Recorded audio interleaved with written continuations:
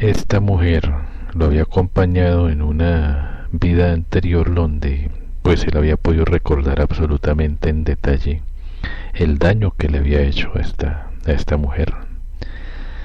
A pesar de que la quería, de que la amaba, dejó que sus sentimientos fueran envenenados por un hombre lleno de odios y de egoísmo, y terminó matando a aquella chica en esa existencia.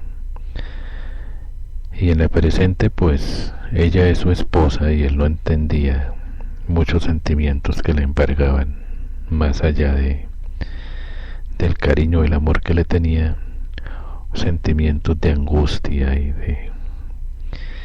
de temor cuando estaba con ella. Y entonces cuando logra corroborar a través de su esposa que eso que él había recordado, queda supremamente impactado. Cada regresión para él era un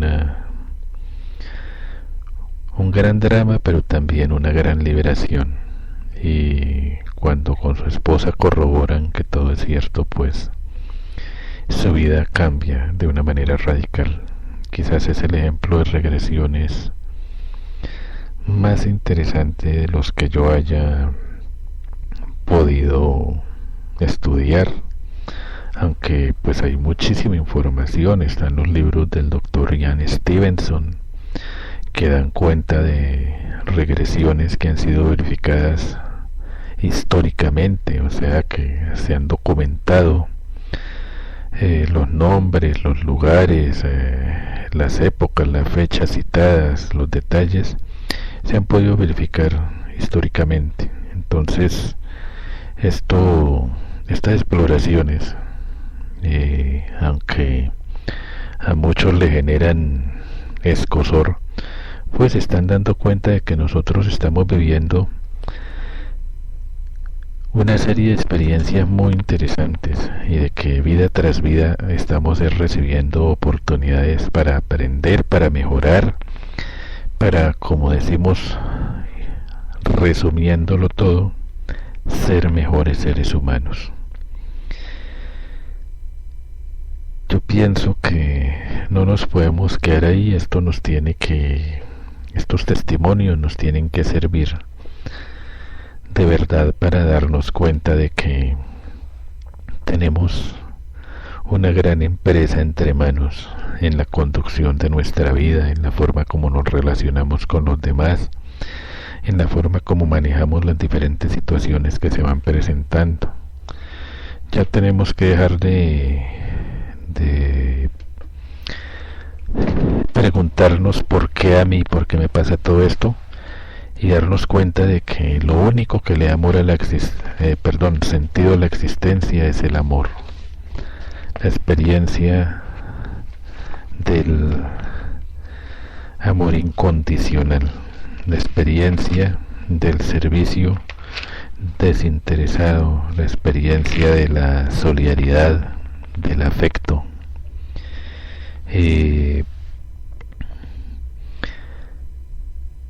En el sentido de que es lo único que nos permite trascender, es lo único que nos permite ir más allá de los problemas, de las situaciones difíciles. Fijémonos que cuando estamos con las personas y tenemos problemas, si dejamos salir nuestra arrogancia,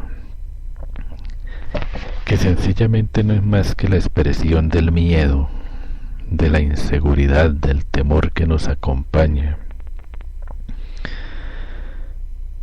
a través de esa arrogancia, de esa soberbia que expresamos, estamos haciendo daño. Y no solamente le estamos haciendo daño a aquel que le dirigimos nuestras flechas verbales, nuestros malos deseos, sino nos estamos haciendo daño a nosotros mismos, porque todo eso se nos devuelve. Todo eso. Nosotros criticamos a los demás, les llamamos la atención, los maltratamos, porque pensamos que somos los dueños de la verdad, pensamos que tenemos razón, creemos que tenemos la verdad revelada y que entonces todo que le digamos a los demás es de cierta forma una manera de hacerlos reaccionar, de mejorar sus circunstancias, pero no hay tal. Cada quien tiene su forma de ser, cada quien tiene su forma de entender la vida, cada quien tiene su forma de proceder. Y pues nosotros no somos nadie para decirle a los demás lo que tienen que hacer, ni cómo tienen que hacer. Más allá de sugerir, más allá de ver opciones, de ver posibilidades, no podemos hacer otra cosa. Después me encuentro yo con un librito que se llama La vida en el otro lado, de una autora llamada Sylvia Browne, acompañada de quien le ayudó a escribir el libro, que se llama Lindsay Harrison. Y La vida en el otro lado, pues es como una aventura del espíritu, donde lo que encontramos es una panorámica de ese mundo a donde van nuestros seres queridos y a donde vamos nosotros cuando partimos del plano físico. Entonces ese libro se esmera mucho en contar cómo es la cosa por allá, cómo es ese espacio. Describe entonces cómo es el lugar a donde se llega, cómo es ese sitio donde de alguna manera tenemos la revelación de los eventos, de los sucesos, no solamente de nuestra vida, sino de los sucesos que han ocurrido en el mundo, y con todo su detalle. Es como, llamémoslo, el procesador que guarda toda la información, a donde lo que se quiera accesar, lo que se quiera mirar, se puede ver allí perfectamente. ¿Cómo es esa recepción o ese centro, ese salón a donde llegan las corrientes de vida y son orientadas a qué estancias dirigirse? ¿Cómo es ese el gran salón de los archivos? ¿Cómo es el gran salón de la sabiduría? Los espacios hermosos que hay allí, jardines, en fin, especies de lugares donde, como clínicas, donde los seres que han equivocado su camino, que de cierta forma no han cumplido con su objetivo y que han hecho mucho daño, que han hecho grandes daños a otras personas, a algunas pocas o muchas. Esos seres, al ser conscientes de esas situaciones, muchos quedan impactados, entonces tienen que ser llevados a unos espacios donde son armonizados, donde son cuidados y donde logran entender poco a poco la magnitud de sus actos, de las situaciones que generaron en su vida anterior, y pues bueno, comenzar a revisar y a ver en qué se equivocaron para entrar a manejar las cosas de una manera diferente en la siguiente existencia. Hay algunos que se demoran mucho en ese proceso de recuperación, entonces no pueden tomar inmediatamente o muy pronto una nueva existencia, y no tienen que esperarse a hacer ciertos ajustes. Y la idea es que regresen, pero que no se vayan a equivocar, que no la vayan a embarrar, como decimos coloquialmente, porque esas cosas suelen suceder. Hay seres que vienen con unos proyectos de vida bellísimos, con unas intenciones verdaderamente preciosas, vienen con un impulso interior de servicio a los demás, de ayudar, digamos, personajes que vienen con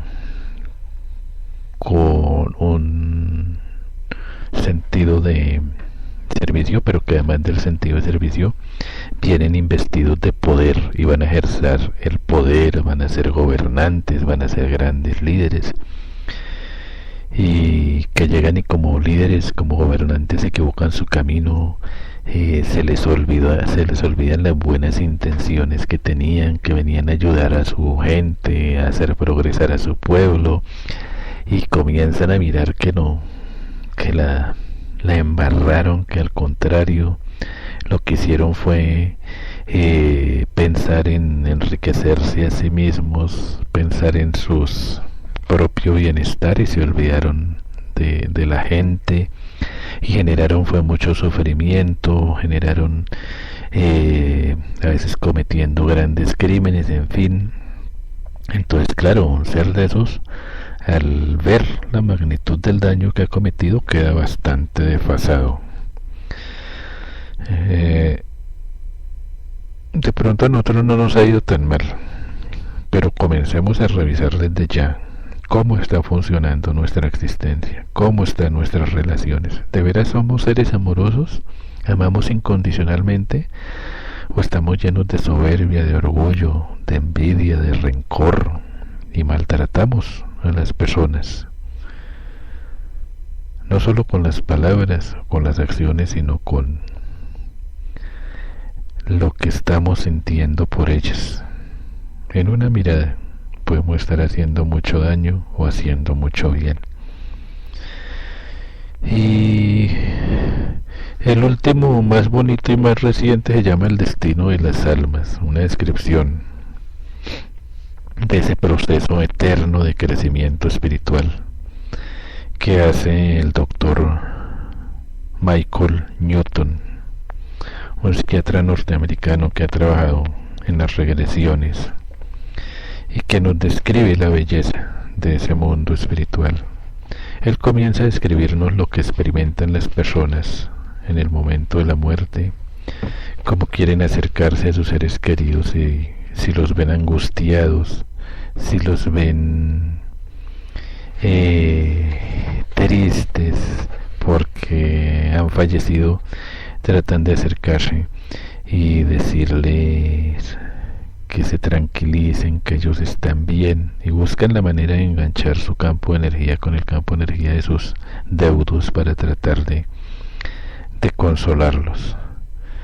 Entonces, él describe, digamos, como esos afanes que pasan las personas recién desencarnadas tratando de hacer que se calmen quienes sienten que han tenido una gran pérdida. Y comienza a describirnos qué pasa ya cuando se llega a ese otro nivel.